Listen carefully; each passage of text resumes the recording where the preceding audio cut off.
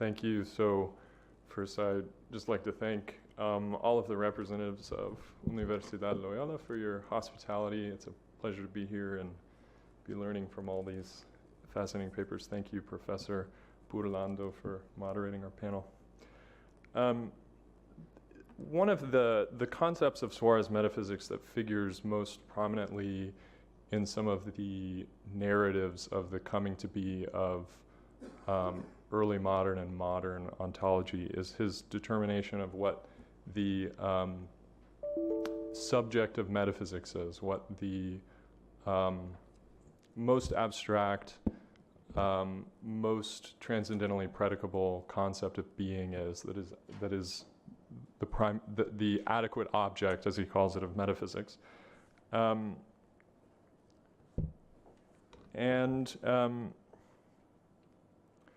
So the primary, and this, another name that he gives to this common concept is ens nominaliter, ens taken as, being taken as a noun rather than as a participle, which also goes by the name essentia realis, real essence. So the primary exegetical task of my paper was to show that for Suárez, ens nominaliter cannot be identified with ens in potentia. The reason for insisting on this non-identity between ens nominaliter and ens in potentia is that several of the most influential interpreters in literature today have made this conflation and have gone on the basis of the identity of ens nominaliter with ens in potentia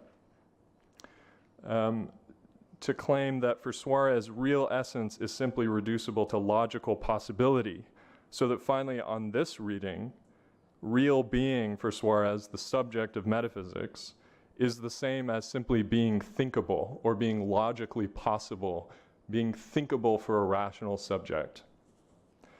That ends up being an incredibly fateful claim for several influential narratives of Suárez as this sort of secret grandfather of Descartes and German idealism.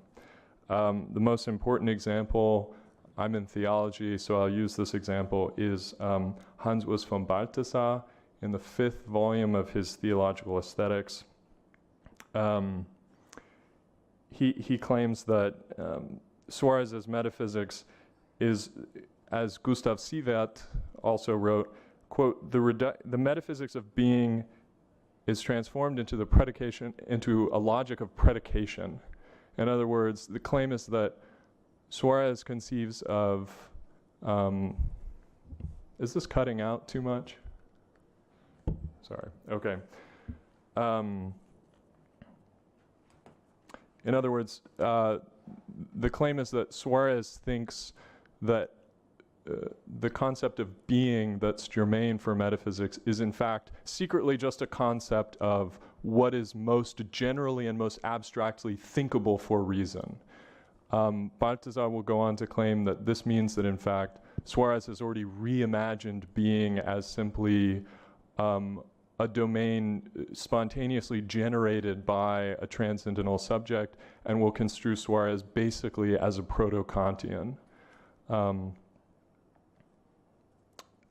Jean-François Courtine has also advanced this view in several very fat studies on Suárez that have been extremely influential in the literature, and the English-speaking scholar John Doyle has also made this claim that Suárez is so-called a logicistic conceptualist, that he thinks that metaphysics is actually simply about concepts rather than about actuality, real being.